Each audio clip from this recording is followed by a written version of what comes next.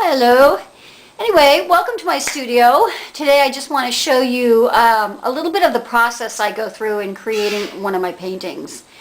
And this is a 16 by 20, and it's a mixed media collage on canvas, and it's from the Natural Wonders series that I'm working on currently.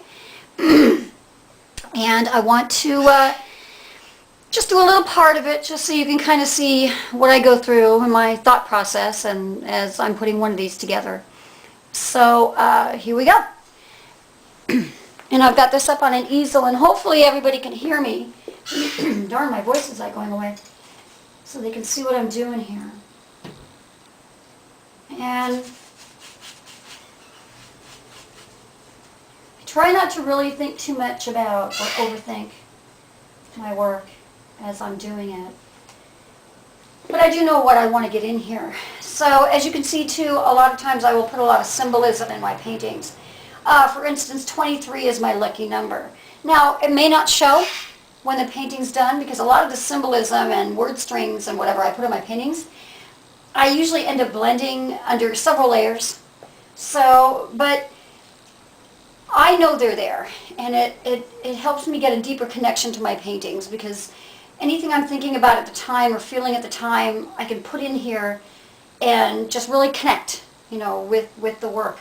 Anyway, I'm going to add a water lily here, down here by my little koi. This is my koi, and I love koi fish. I've got some friends who have a beautiful koi pond in their backyard, and I just am so envious.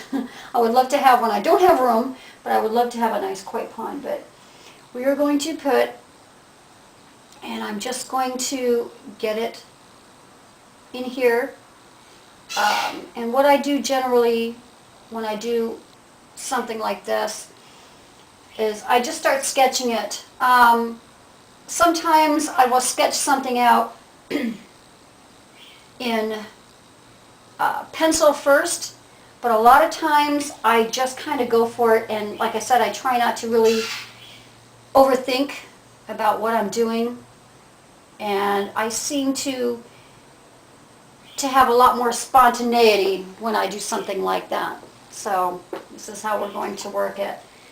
Later on, I will put, the shading and more details into the different parts of the water lily. And this is considered an abstract. So,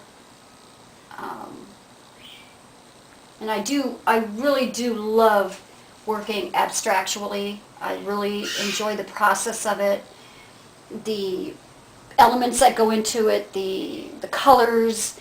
I'm really attracted to abstract work, and a lot of my paintings, even though they will depict an object of some kind, in this case a koi, a lot of times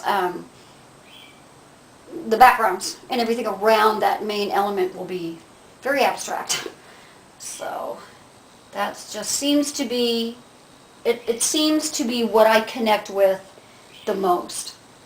So as you can see, I'm just getting the element in there, and we're going to put, to ground the little lily, we're going to go ahead and we're going to put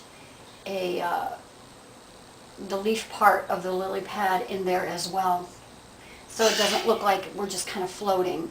Now as you can see, it's not a true depiction of a koi in any sense of the word. It's just, what koi swims in a red and pink and orange pond. But I really like it. I love the colors in this. I love using real bright saturated colors. I love colors that make me happy. Colors that just speak to my spirit and really just make me happy. So that's what I try to put in here. Anyway, we're going to go ahead and we're going to get the little lily, my tongue doesn't want to work, the little lily pad in there. As you can see, I got some words in here. Those aren't ever going to necessarily show. It's just words. Again, it's mark making. We go back to all the mark making and the texturizing and the building up of the layers and the building up of the painting to create an interesting background in a painting.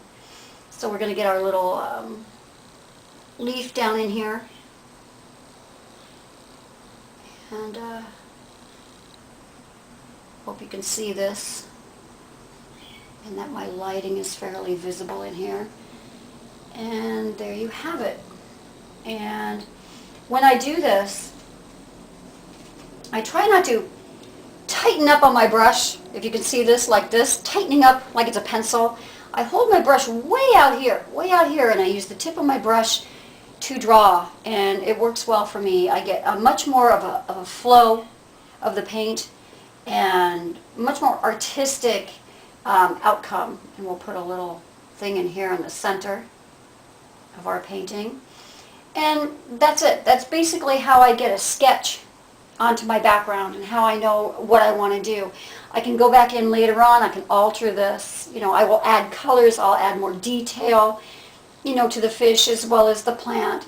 And the background will get more general work done on it too. So this whole painting is still going to go through kind of a change, a big change of what it'll look like when I'm actually finished. But I just wanted to show you kind of how I get something down on canvas.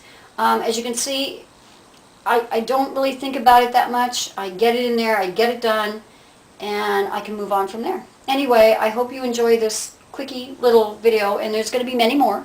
So tune in often, and have a really great art day, and get in your studios and paint and draw and create. And I will see you guys later. Bye.